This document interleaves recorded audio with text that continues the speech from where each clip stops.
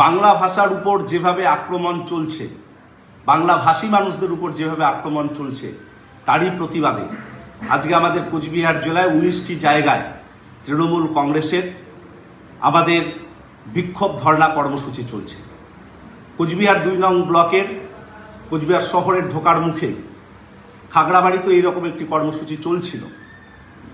হঠাৎ যখন শুভেন্দু অধিকারীর কনভয় যায়, পুলিশ ব্যারিকেড রাস্তার দুপাশে ছিল।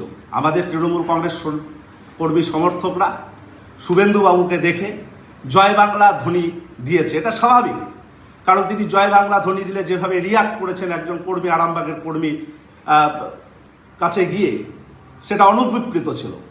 আমরা এটা মানতে পারিনি, তাই জয় বাংলা ধ্বনিতে মুখরিত হয়েছিল সেই এলাকা। এবং যেভাবে তিনি প্রতিনিয়ত কুড়েচুকর আক্রমণ করেন আমাদের নেত্রী মমতা বন্দ্যোপাধ্যায়, অধিনায়ক অভিষেক বন্দ্যোপাধ্যায়কে, প্রতিনিয়ত বিধানসভার লবিতে দাঁড়িয়ে যেভাবে বাংলা বিরোধিতায় সামিল হন, তার প্রতিবাদে আজকে সাধারণ মানুষ, তৃণমূল কংগ্রেসের কর্মী সমর্থকরা স্বতঃস্ফূর্তভাবে বিক্ষোভ প্রদর্শন করেছেন।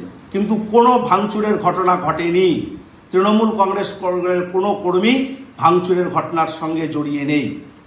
বিজেপি তারাই নিজেরাই নিজেদের গাড়ি ভেঙে ফুটেজ পেতে, সিম্প্যাথি গ্রো করতে এ ধরনের নাটক করছে, এটা আমরা নিশ্চিতভাবে বলতে পারি। আমরা ধিক্কার জানাই শুভেন্দু বাবুর এই কদর্য নোংরা রাজনীতি করবার জন্যে।